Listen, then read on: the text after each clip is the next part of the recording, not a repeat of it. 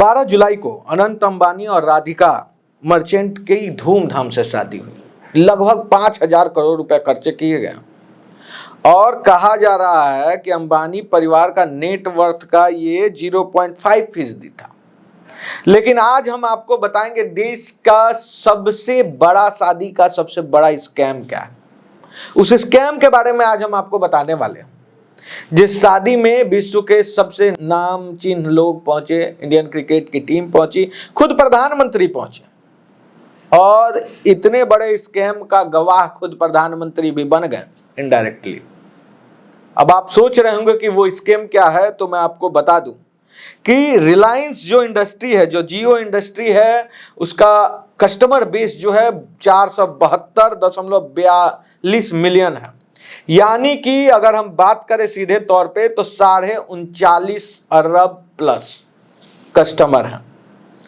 और राधिका की शादी और अनंत अंबानी के शादी में अंबानी परिवार को 144 करोड़ इनडायरेक्टली तौर पर पैसा दिया है। और वो पैसा कैसे दिया है ये हम आज आपको बताएंगे।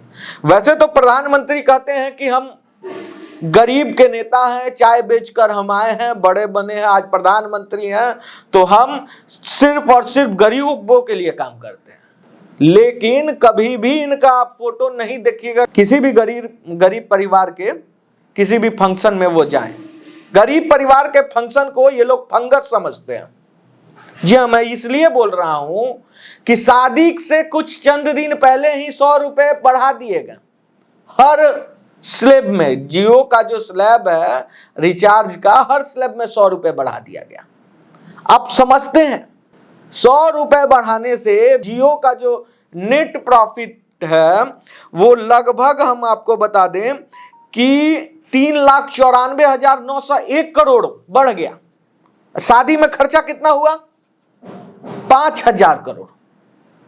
तो अंबानी परिवार को सीधे तौर पर 3,79,001 करोड़ का नेट प्रॉफिट हुआ।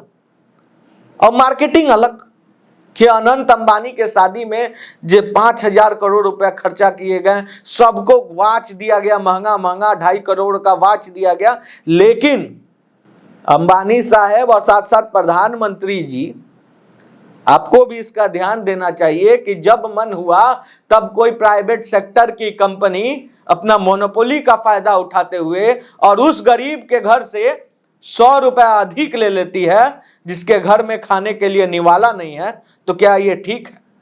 क्या ये ठीक है कि वैसे परिवार उस गरीब को चूस कर जो अपना शादी रचा रहा हो उसके शादी में आप संलिग्न हो रहे हैं? कैसे हुए आज देश जानना चाहता है कि कैसे आप हैं देश का चौकीदार। देश जानना चाहता है कि गरीब का बेटा क्यों भटक गया। देश जानना चाहता है कि जब इतना बड़ा स्कैम हो रहा था, 100 रुपए बढ़ा दिए गए थे, अंबानी जी के पार्टी में जाकर आप ये क्यों नहीं कहें कि आप पहले वाला ही स्लैब लाइए, गरीबों को बहुत दिक्कत है। 100 रुपए आप बढ़ाकर शादी तो रचा लिए अंबानी जी, लेकिन ये ठीक नहीं है कि 3,90,000 प्लस करोड़ का जो आपको फायदा हुआ है 5,000 करोड़ खर्चा ही कर दिए। तो क्या किए? मतलब ये देश चूसो अभियान का हिस्सा बन गए हैं प्रधानमंत्री जी। आप नरेंद्र मोदी अंबानी के शादी में गवाह बन गए हैं देश का सबसे बड़ा स्कैम का।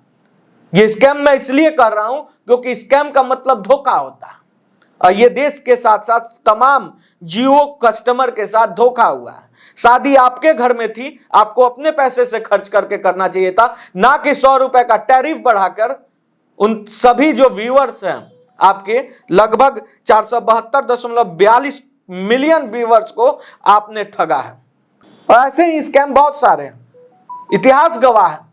देख लीजिए किस तरह से सहारा ने देश को ठगा, देख लीजिए नीरव मोदी ने किस तरह से देश को ठगा। और आज खुलेआम तौर पर इस सरकार में मुकेश अंबानी, रिलायंस कंपनी देश को ठग रही है और उसी ठग का गवाह बन रहे हैं प्रधानमंत्री। तमाम सेलिब्रिटी, जिसे हम सेलिब्रिटी कहते हैं, वो बॉलीवुड इंडस्ट्री का हो, क्रिकेटर्स हो, बड़े बड़े लोग हैं इन पार्टी में आ गए। लेकिन किसी को इतना हिम्मत नहीं हुआ कि अंबानी से यह सवाल पूछ दे कि 100 रुपया आप किस तरह बढ़ाएं, क्यों बढ़ाएं, क्या है कारण। इसका किसी के पास जवाब नहीं। जवाब इसलिए नहीं है क्योंकि किसी के पास हिम्मत नहीं है। जब देश का प्रधानमंत्री के पास इस सवाल को पूछने का हिम्मत नहीं है तो और लोग क्या पूछेंगे। इससे आप समझ सकते हैं कि देश की अभी हालिया स्थिति क्या है। कौन है देश का राजा? चौकीदार सिर्फ देखने का है, असली राजा ये लोग हैं। और देश को खोखला कोई और नहीं, हमारे ही देश के लोग किए जा रहे हैं। ऐसे ही तमाम बड़ी खबरों के लिए देखते रहिए खबर फर्स्ट।